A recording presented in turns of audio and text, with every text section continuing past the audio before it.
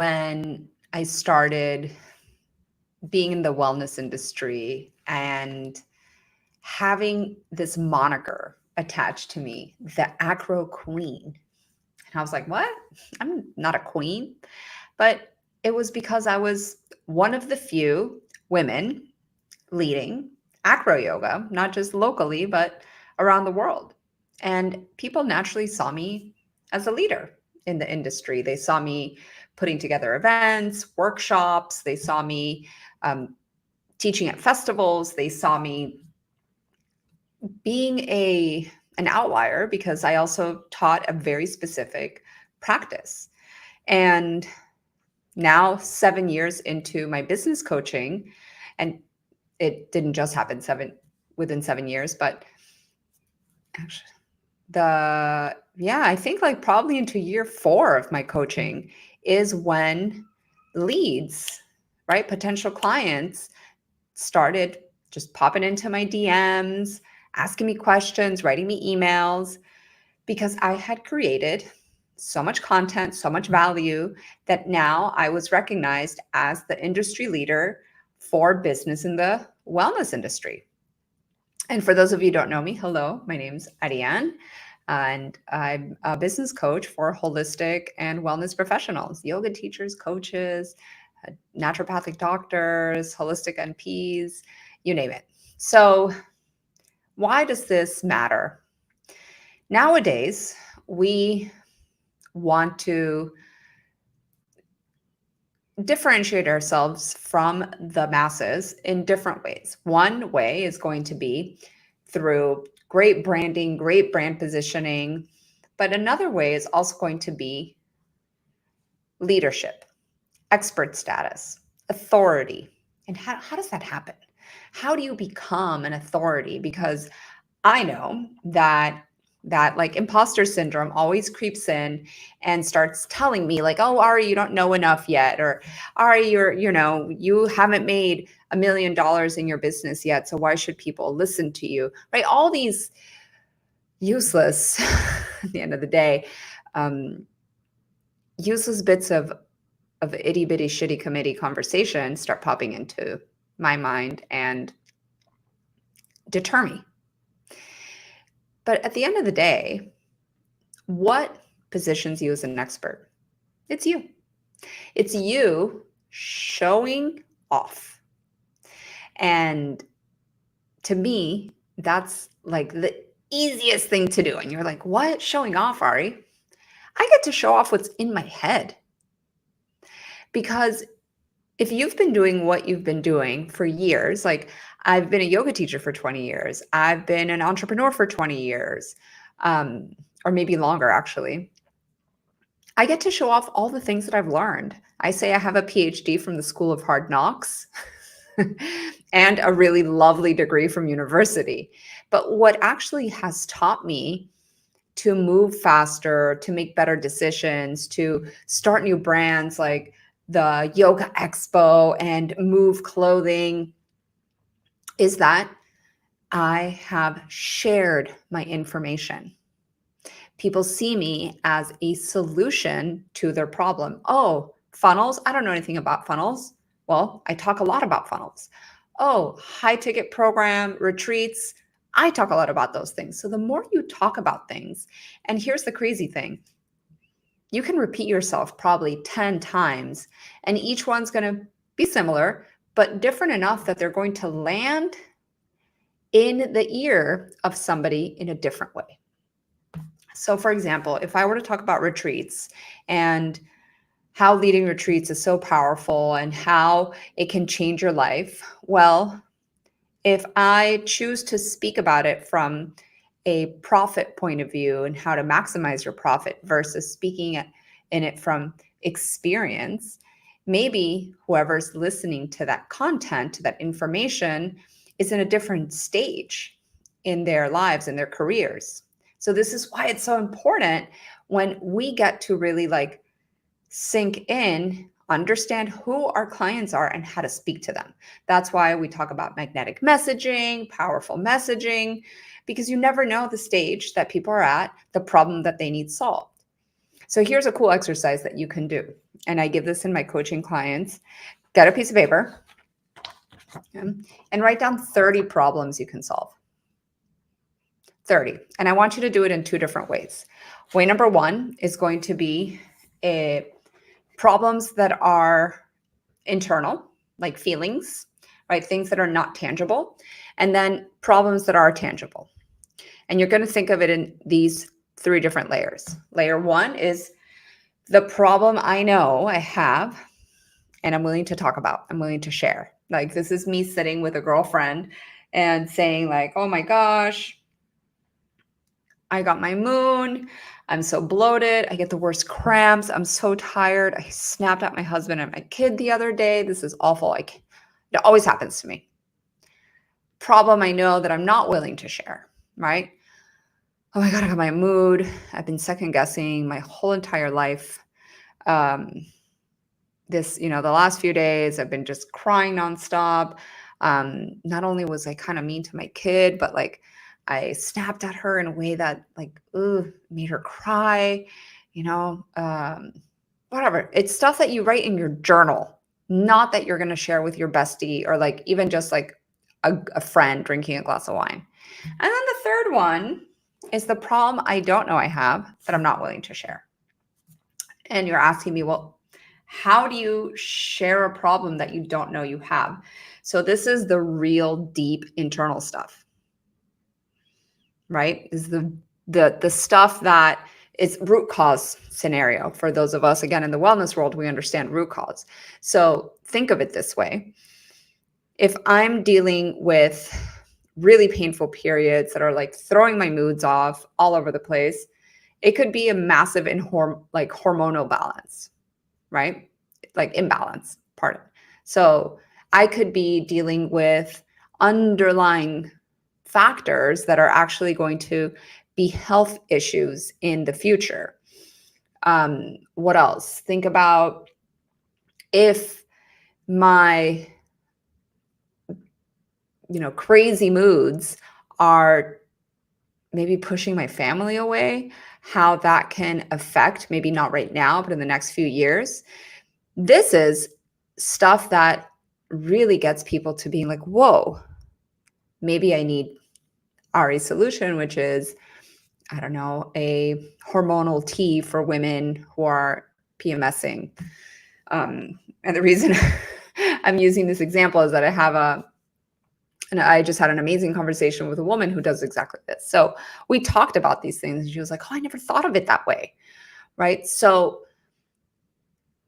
not only did she not think about it that way, but she was afraid to step into this niche of talking about fertility and hormones from a, Ayurvedic and Chinese medicine perspective. Like she had a fear around her because as a naturopathic doctor, for the most part, she works with clients with all sorts of stuff. And she said, but wouldn't I push away other clients? And I go, well, maybe, but they're already your clients, so that's fine. But your vision, right? Your business vision is to be able to go and travel more and not have to depend on trading time for money. She was like, yes. I go, so wouldn't it be in your favor to create very specific products that solve very specific things for actually, if you think about it, how many women are dealing with crazy PMS, bloating, painful periods, lack of minerals, like their digestion system gets out of whack, after their menstruation. There's millions upon millions of women. So for a solopreneur who is hand batching teas, this isn't pretty much like you're going to tap into what, maybe 1% of this population. Like we ran some numbers and it was like, whoa, if I just like sold teas to 1% of women who are experiencing, and we even took it like one step further, right? Premenopausal women who are experiencing these things, there's millions. So she was like, oh, I couldn't even fulfill that many orders. I go, there you go. So if she were to allow herself to step into authority and really own that space of like pre and menopausal women experiencing these things with their cycles, she could have a $1 million business stepping into that niche. And this is why I love to talk about like showing up as this authority. Like, what space do you want to own? What space do you want to claim in your business? What space do you want to, stake your knowledge in? Because then you'll be known for that. And if you can see I'm going to draw this out real quick. Okay. Not the prettiest drawing, but it's going to get the point across. Here we go. Concentric circles, aka a target. So if we look at, this is her ideal client, right? That maybe premenopausal 44-year-old woman, just saying, who likes natural solutions like me, right? Like if she hits this target with her marketing messaging, with her branding, with her positioning, right? One, she could have that potential multiple six-figure business. Because not only can she sell physical product, but she can sell digital products that would support this. But do you think maybe if she then creates a name for herself as working with women, period, who are experiencing these specific problems with their hormones, with their menstruations, et cetera, like a woman who's maybe 27 could also be her ideal client, right? They would be drawn to this messaging of expertise. And that's what I want us to understand, that the more we claim this, space, the more that we claim our passion and our knowledge for what we do, it becomes easier and easier to get clients and for them to build a sense of trust. Because I buy because I trust and admire people, especially with like information, right? Like I had these 3 or 4 people that I'm constantly watching their YouTube videos. Like if they send a newsletter, I open it. And if I look back at, for example, my friend Elise, and she's taught me a ton about Instagram, I've bought like 5 or 6 of her programs over the last 7 years because I see her as an authority on Instagram. And then think of yourself, like what are your buying behaviors? Are you looking for a mentor? Well, maybe let's give an example. Let's say you love Sanskrit and you love the tradition, of the yogic language and the mantras that are in Sanskrit. So when you're looking for a teacher, you're going to look for somebody that maybe has a published book about mantras and Sanskrit, who maybe has a channel, who is maybe doing a lot of webinars about mantras and chanting and Sanskrit and yoga tradition, right? Maybe you're looking for an authentic source. Maybe it's a Indian guru. I don't know. But wouldn't you go to somebody that's like, well, this is what I do all day, is that I focus on this specific thing and I am the go-to source. Ask me what, this means. I can't think of Sanskrit right now, but like Asato Sadgamaya. And they're going to be like, well, let me tell you the history about Asato Sadgamaya. Let me tell you about, the origin of this chant, the gods that it's attached to.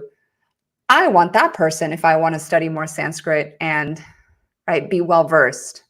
So this is what I want you to start thinking about when you are in this place where you're building a brand, where you're building a name for yourself, where you're building an audience that wants to learn from you, that does sees you as that, wow, like I know it's crazy. Like, I fight with ego on this all the time, but like there's people that really look up to me and they say, oh my God, like you're so inspiring. You know so much about like business and digital marketing. And wow, like you built a funnel in 2 seconds. How'd you do that? You're so well versed on tech.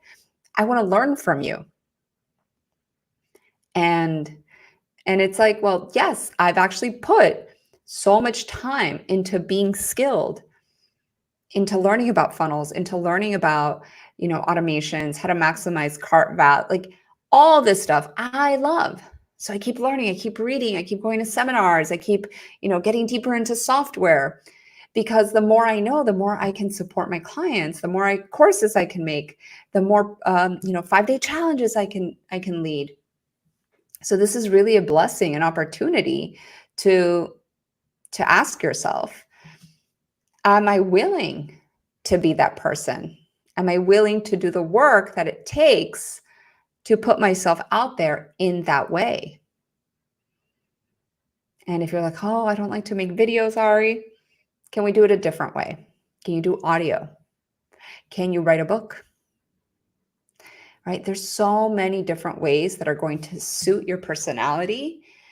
And just know that if you're not willing to do the work for that, right? To make these decisions and to, like I said, position yourself in this way, to show up in this way, if you're getting stuck in your head about it, but you have bigger dreams, is it going to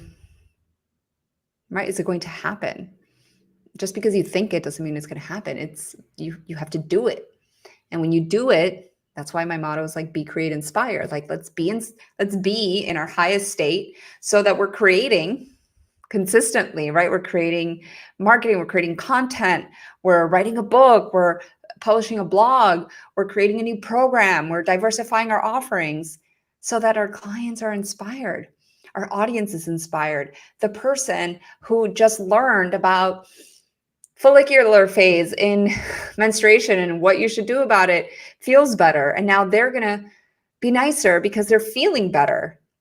I have this huge belief that a lot of people currently are sick and tired, literally, like they're sick, and because of that, they're exhausted.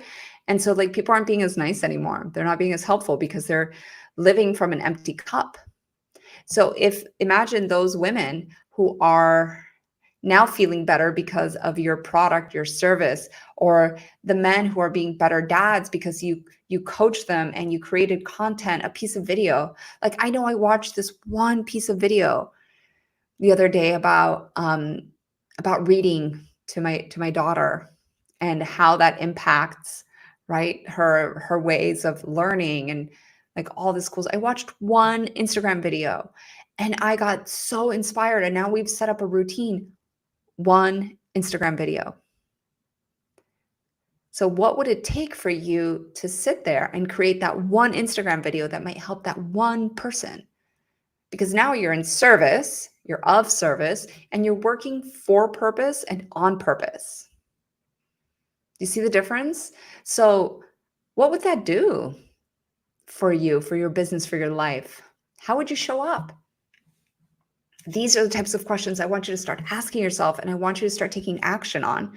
And of course, right, I'm here as a source. I'm here as a hopefully a bit of inspiration for you to do the thing that you've been dreaming about, and that you've just been putting many self-imposed limits on. If you asked me 15 years ago, hey, Ari, did you see yourself where you were at? No, I did not. 15 years ago, let me see, close my eyes. Yeah, that was way long ago. I was 29. What was I doing at 29? I was kind of being a hippie. I was working in an advertising agency part-time, and I was traveling a lot, teaching yoga, sleeping on a lot of couches. I was making good money.